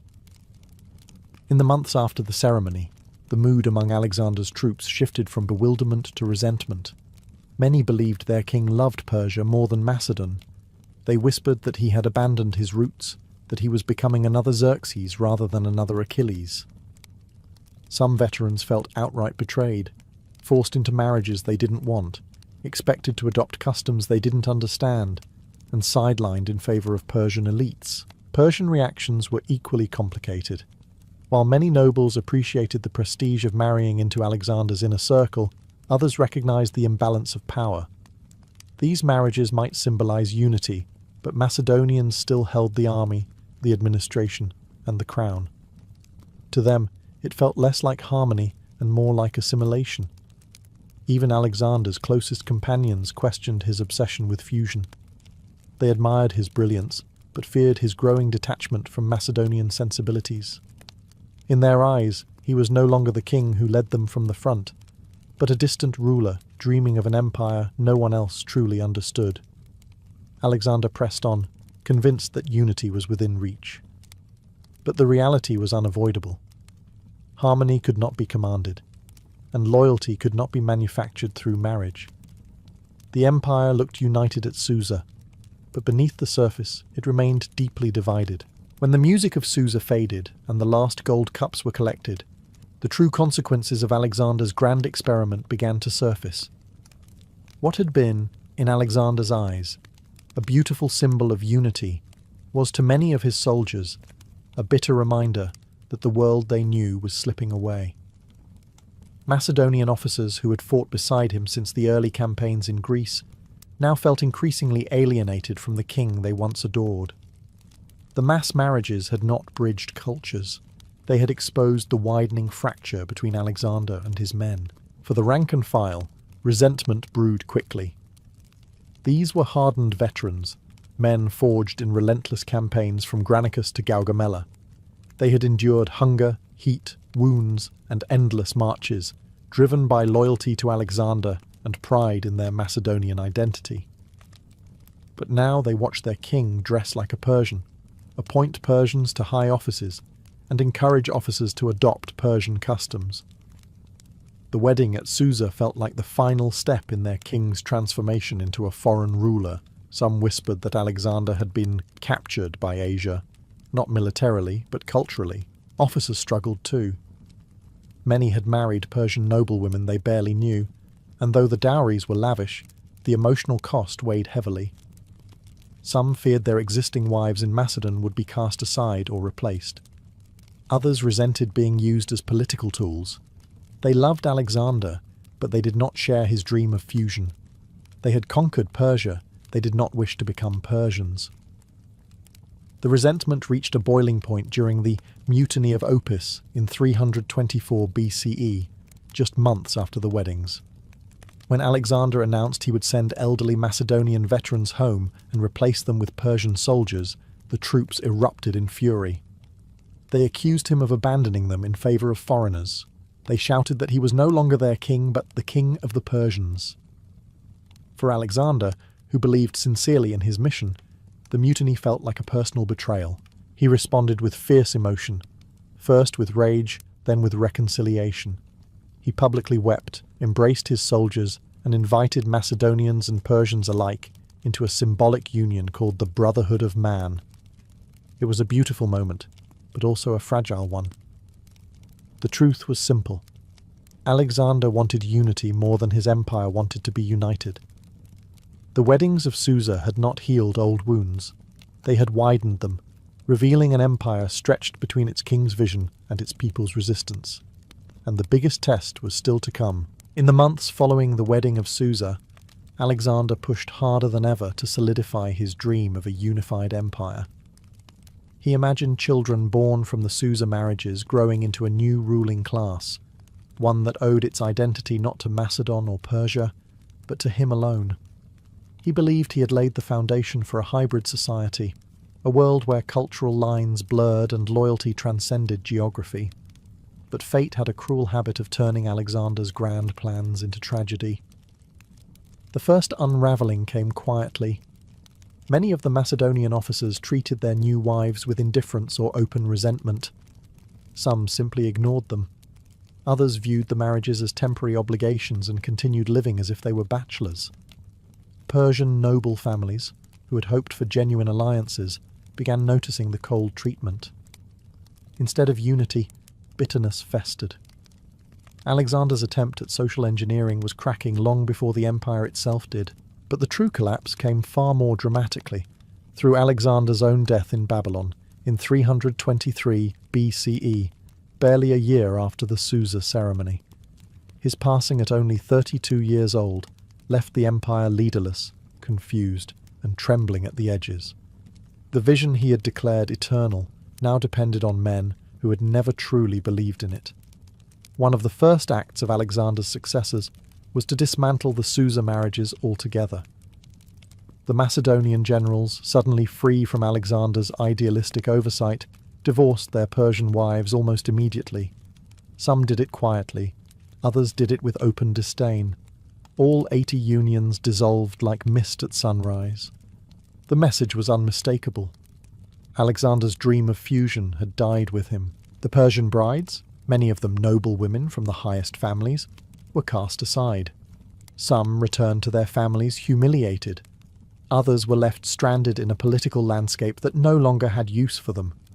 Statira and Parysatis, Alexander's own Persian wives, suffered even worse fates. In the vicious scramble for power that followed his death, both were murdered, likely on the orders of Roxana, Alexander's Bactrian first wife, who sought to secure her position and that of her unborn child. It was a brutal, bloody bookend to a ceremony that had once glittered with promises of harmony.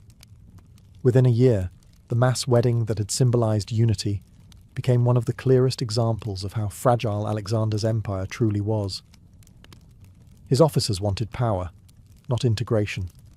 His generals wanted sovereignty, not fusion. His dream of a blended world shattered as quickly as the marriages he arranged. Susa, once the stage of golden celebration, now stood as a monument to a vision the ancient world was simply not ready to embrace. The wedding of Susa, at first glance, may seem like a glittering footnote in the sweeping saga of Alexander the Great, a lavish spectacle of gold, silk, and incense. But its significance runs deeper than the ceremony itself. It represented the pinnacle of Alexander's most ambitious and idealistic political experiment, a vision of cultural fusion that reached far beyond anything the ancient world had ever attempted. Yet it also became the clearest proof that even a king who conquered continents could not reshape human identity by decree. In the centuries that followed, historians looked back at Susa with mixed interpretations. Some saw it as evidence of Alexander's genius, a bold attempt to replace conquest with cooperation, to build an empire not through force but through family. Others saw it as the moment his policies became untethered from reality. Macedonian soldiers, who who had once adored him as a war hero, felt alienated by what they perceived as his growing Persianization. Persian nobles, though flattered by his gestures, knew that the power dynamics remained unchanged, and the officers forced into marriages found themselves resenting a king who demanded sacrifices they never wanted to make. Despite the failure of the marriages, the idea behind them would echo for generations. Alexander challenged the boundaries of identity, class, and empire in ways no leader before him dared. He imagined a world where a Macedonian commander and a Persian noblewoman could produce heirs who belonged to both cultures, and thus to neither exclusively. It was visionary, but perhaps too revolutionary for the world he lived in. After Alexander's death, the empire fractured almost instantly, carved apart by ambitious generals who prioritized territorial control over philosophical unity. The Susa marriages were annulled, the Persian brides discarded, and the symbolic union between East and West collapsed. Yet paradoxically, Alexander's cultural fusion persisted in subtler ways. Greek language and ideas spread across Asia, mingling with local traditions. Cities he founded, especially Alexandria, became vibrant centers of multicultural exchange. The fusion he wanted didn't happen through marriage contracts, but through decades of contact, commerce, and migration. The wedding of Susa stands today as a powerful metaphor for Alexander himself. Dazzling, dramatic, daring, and ultimately doomed. It showcased the brilliance of his imagination, but also the limits of his power. He could conquer kingdoms, topple dynasties, and reshape maps, but he could not bend human loyalty or identity as easily as he bent the world to his sword. In the end, Susa remains a reminder that even the boldest dreams require more than spectacle. They require a world willing to change, and in 324 BCE, that world simply wasn't ready. At 7 years old, a Spartan boy experienced a moment that would redefine his entire existence. He was taken from his mother's arms and delivered into the agoge, the state-run institution that would shape, harden, and ultimately claim him. This was not a gentle transition into adolescence. This was a severing. One day he belonged to a family. The next, he belonged to Sparta. The boy's cries, his mother's grief, even his father's silent pride meant nothing against the will of the state. Sparta allowed no softness, no attachments, no childhood in the modern sense. The boy was now a tool being forged. His new home was a communal barracks filled with boys his age, strangers who would become brothers not through affection, but through shared suffering. There were no beds, only piles of reeds the boys had to gather and tear with their bare hands. They slept on these rough mats, often shivering through cold nights with nothing but a thin cloak. Discomfort wasn't a flaw of the system. It was intentional. Every detail was crafted to teach endurance. A Spartan boy learned immediately that warmth, comfort, and parental affection were luxuries he could no longer expect. The food was scarce by design. The boys were given portions so small that hunger gnawed at them constantly. This wasn't negligence, it was strategy. The agoge wanted boys who were cunning enough to steal, fast enough to escape punishment, and disciplined enough to survive on little. Theft was not condemned, incompetence was. If you were caught, the beating you received wasn't for stealing, it was for getting caught. The emotional environment was equally harsh. Instructors, known as paidonomoi, ruled with uncompromising brutality. They did not comfort, encourage, or praise. Their mission was to mold boys who could endure pain without flinching, humiliation without anger, and hardship without complaint. Crying was mocked. Smiling through agony was revered. A boy's worth was measured by his silence. Yet within this crucible, something else formed. Brotherhood. The boys leaned on each other because they had no one else. Shared misery forged loyalty stronger than blood. This was the psychological heart of the agoge. Boys learned to love Sparta because they had been cut off from everything else. But beneath this structured cruelty lay the quiet preparation for something far darker. The taking of the child was only the beginning. The real tests, the secret rites whispered about in the barracks, were waiting for them in the shadows. Once a boy survived the initial shock of separation, the agoge moved into its next phase, reshaping him, bone and soul, into a weapon. Childhood, as we understand it, simply did not exist here. Every day revolved around physical trials, emotional suppression, and psychological conditioning that blurred the line between education and ritualized brutality. The boys trained barefoot year-round, even in the freezing Spartan winters. Their feet hardened into calloused pads capable of sprinting over rocks, thorns, and burning hot earth.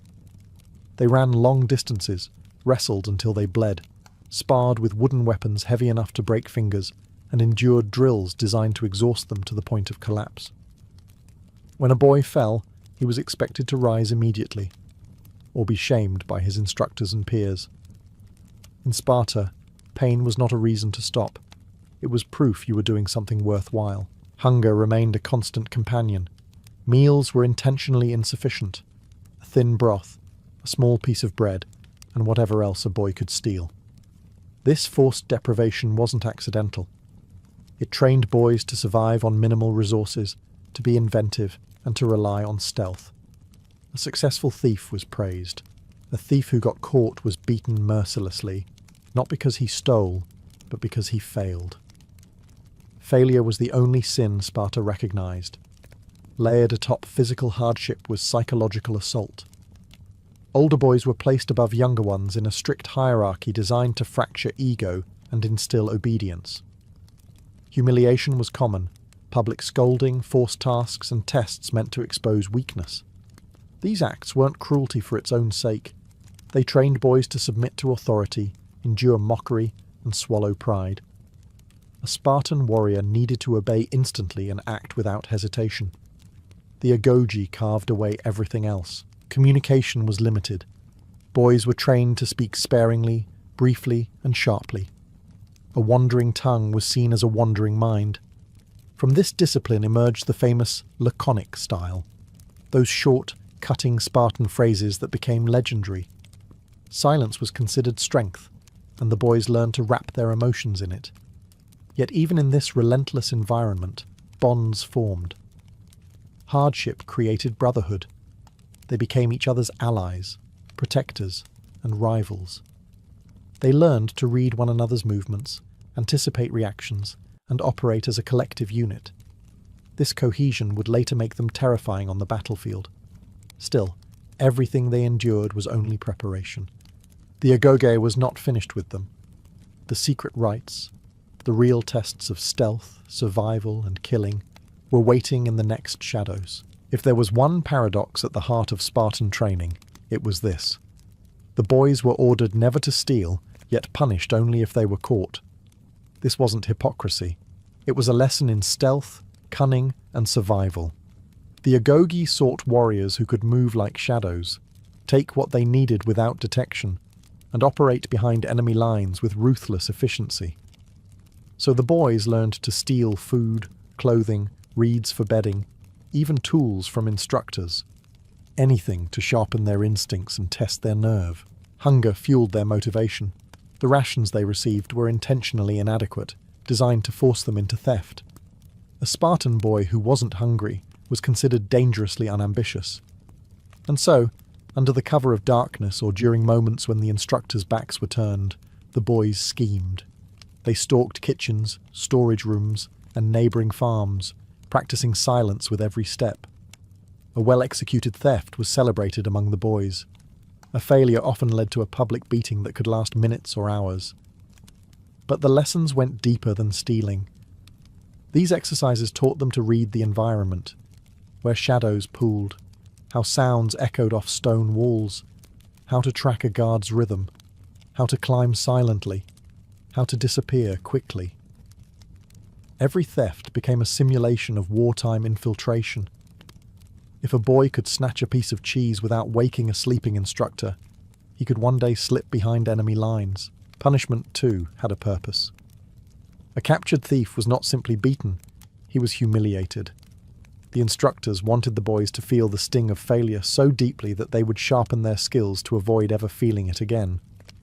Pain was merely part of the education. Shame was the real motivator. Some boys pushed the boundaries further, stealing livestock or slipping into helot quarters for supplies. These were dangerous missions. The helots, the enslaved population, had little love for Spartan youths, and if a boy miscalculated, the consequences could be fatal. But success brought prestige within the group. A fearsome reputation began not on the battlefield, but in the silent corridors of Susa, the darkened fields, and the kitchens where boys learned to make their footsteps vanish. In these years, the agoge shifted from harsh discipline to calculated danger. The boys were not just learning to survive hunger. They were learning to become hunters, silent, precise, and fearless. And soon, the stakes would rise even higher. Stealing food was one thing. Learning to kill without sound was something entirely different. The agoge's most feared training stage was not the beatings, the hunger, or the endless drills. It was isolation. At a certain age, Spartan youths were separated from their peers and thrust into periods of enforced solitude, designed to strip them of dependence and reveal their true character. This was not meditation or quiet reflection. It was psychological pressure, bordering on torment, meant to harden them into lone operatives capable of surviving without support. A boy placed in isolation received no guidance, no schedule, and no companions. He had to find his own food, shelter, and warmth, relying entirely on the skills he had developed through stealth and theft. Nights became tests of endurance. Cold, hunger, and fear pressed in from all sides. Wolves and wild dogs roamed the outskirts of Sparta, and the helot population, deeply resentful of Spartan dominance, could turn hostile if they encountered a lone youth. Isolation wasn't staged in a safe, controlled environment. It was survival in unpredictable terrain. This trial forced the boy to rely on instinct over instruction. Every rustle became a threat, every shadow a potential ambush. A Spartan youth learned not only how to move silently, but how to listen, really listen, to the world around him. The wind carried warnings, footsteps revealed intent. Even the silence of the night taught him something: remain unnoticed, or die. But isolation wasn't only about physical survival. It was a test of the mind. Boys who panicked revealed they were still children. Boys who grew reckless showed they lacked discipline. The ones who emerged stronger understood self-reliance at a level few societies demanded of adults, let alone adolescents. These youths returned to their peers transformed, quieter, colder, more aware of their environment, and hardened in ways words could barely explain. The secrecy around isolation trials was deliberate.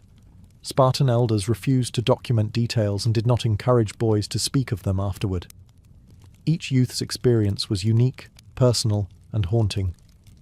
They believed a warrior who had faced the world alone would never fear an enemy army, and yet, isolation was only the threshold to something darker.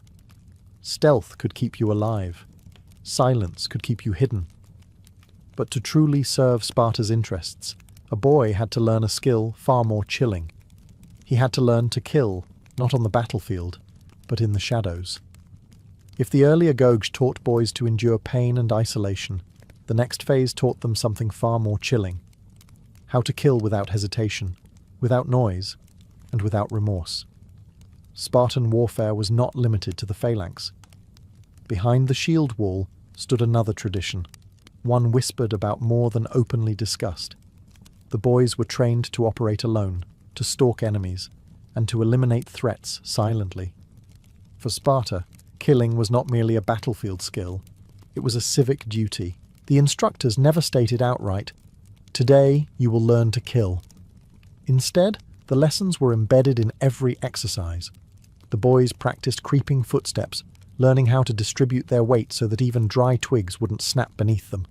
They learned where to strike the human body for silence: the throat, the kidneys, the lungs. They were taught the anatomy of vulnerability. instructed not through diagrams, but demonstrations. Sometimes on animals, sometimes on condemned helots. To modern sensibilities, it is horrifying. To Sparta, it was refinement.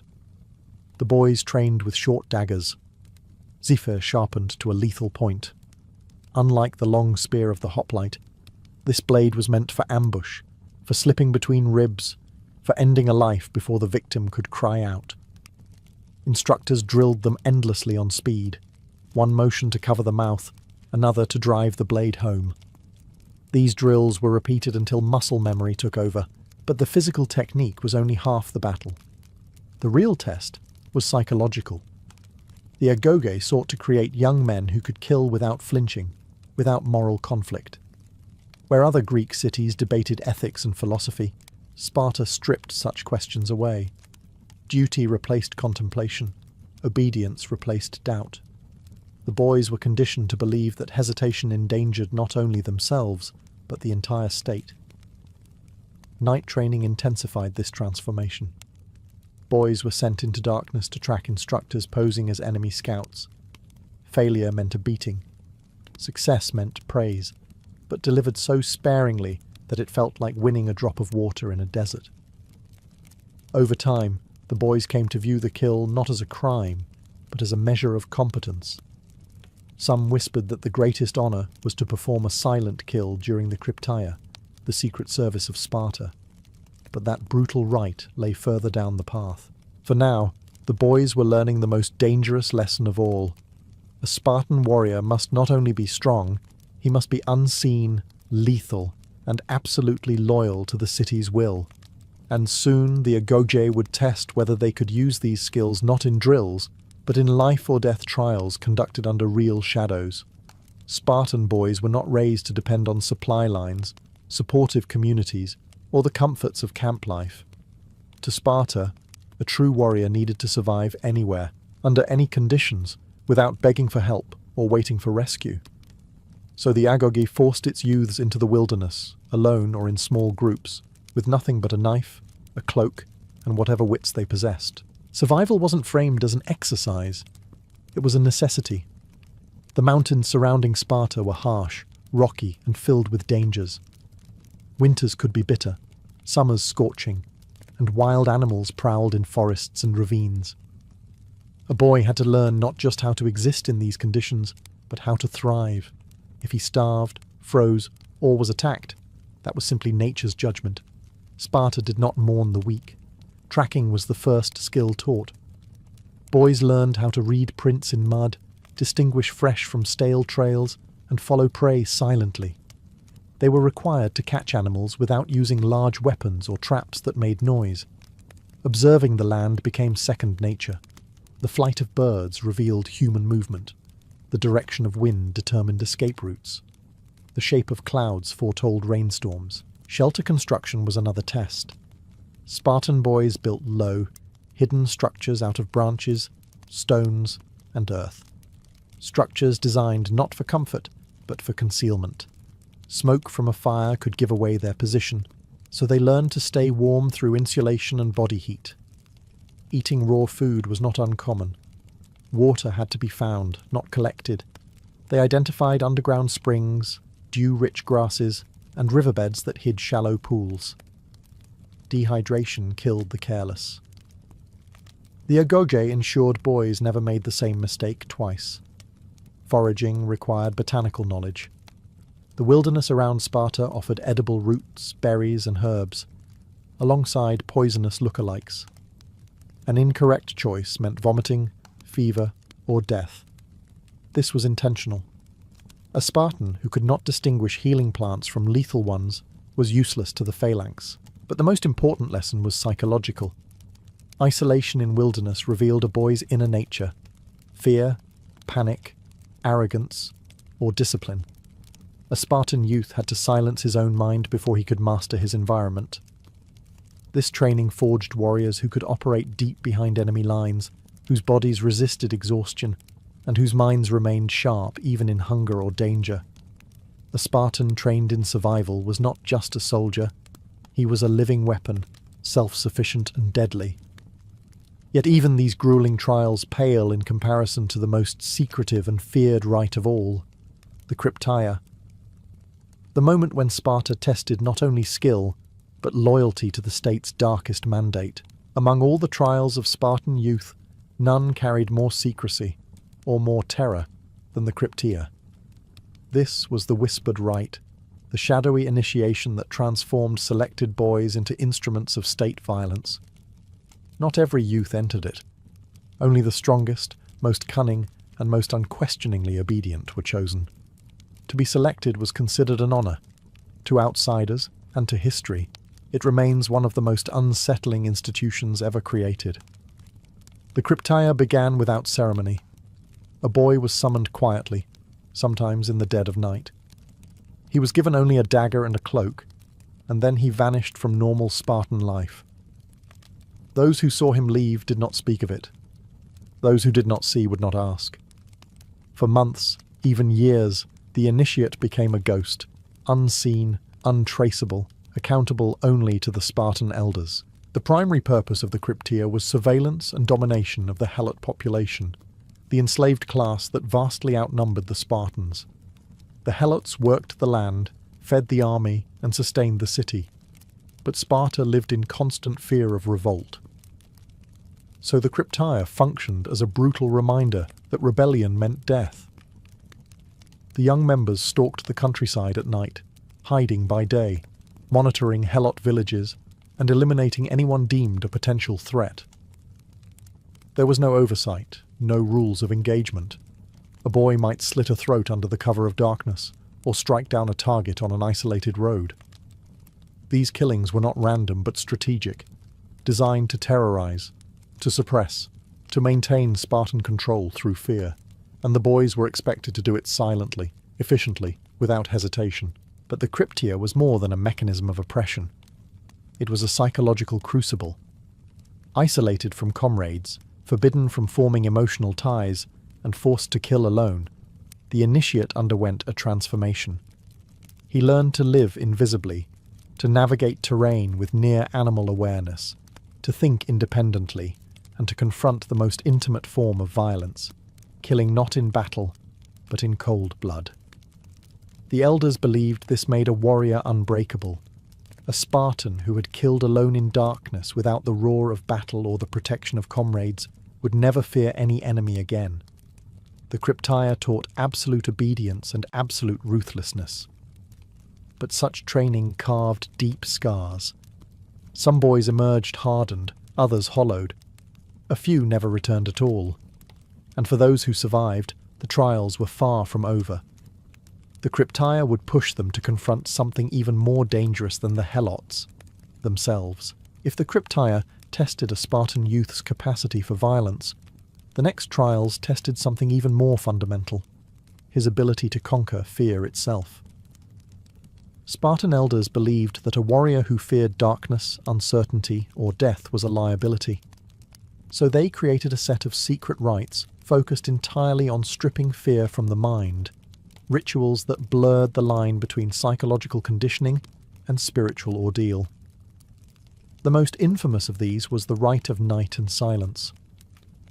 During this phase, the initiate was required to spend long stretches alone in the wilderness, sometimes for several days, sometimes longer, without food, fire, or even the reassurance of movement nearby. He could not speak. He could not sing. He could not hum or chant to steady himself. Silence was absolute, imposed not by rules, but by the crushing weight of isolation.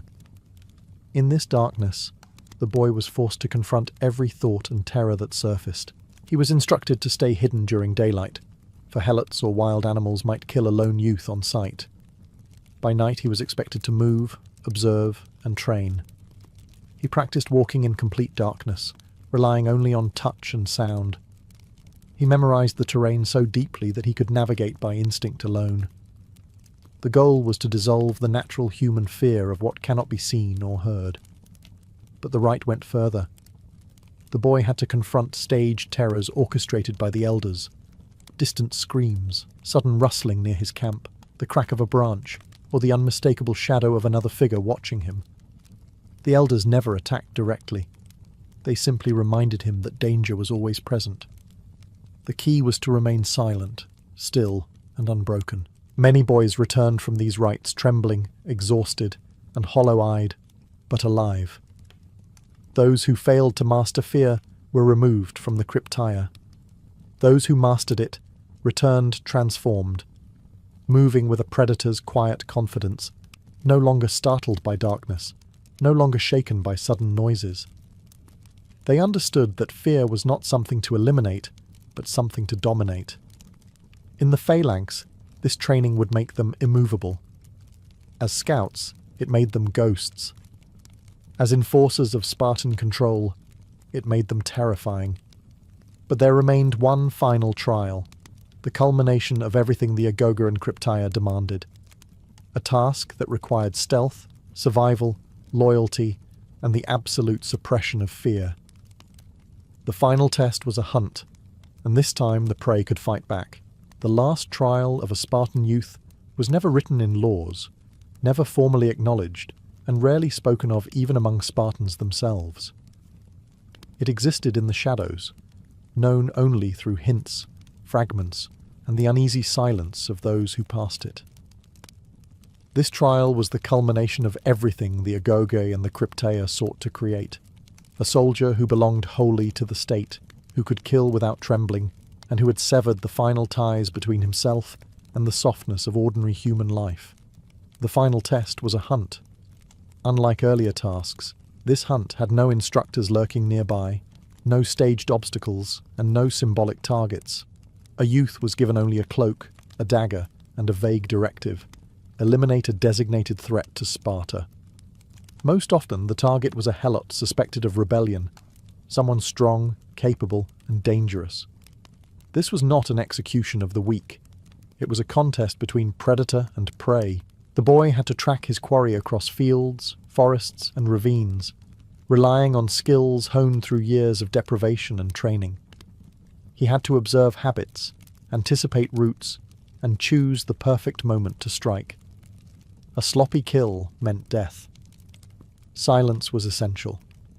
A single scream or misstep could alert other helots and turn the hunter into the hunted. This was the moment that separated boys from warriors, and warriors from ghosts. If the youth succeeded, he returned to Sparta without celebration. No ceremony greeted him. No public honor was bestowed.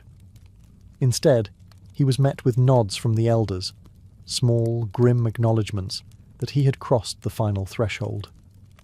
He had taken a life not in the chaos of battle, but in cold, solitary precision. Sparta believed this forged unbreakable mental discipline. A man who had killed in silence would never lose his composure in war. But if he failed, if he hesitated, fled, or was detected, his fate was sealed. Some were killed by the helots they stalked. Others were quietly removed from Spartan society, erased from memory. Sparta had no use for half-made warriors. For those who survived, the final test marked the end of childhood and the beginning of service. They returned to the barracks as full Spartiate men, inducted into a collective identity that demanded absolute loyalty. Their lives were now instruments of policy, war, and state survival. No family, no fear, no self, only Sparta. The secret rites of Spartan youth were never meant to create human beings. They were meant to create weapons. Weapons that did not question, hesitate, or break. And in that mission, the Agoga succeeded with chilling perfection.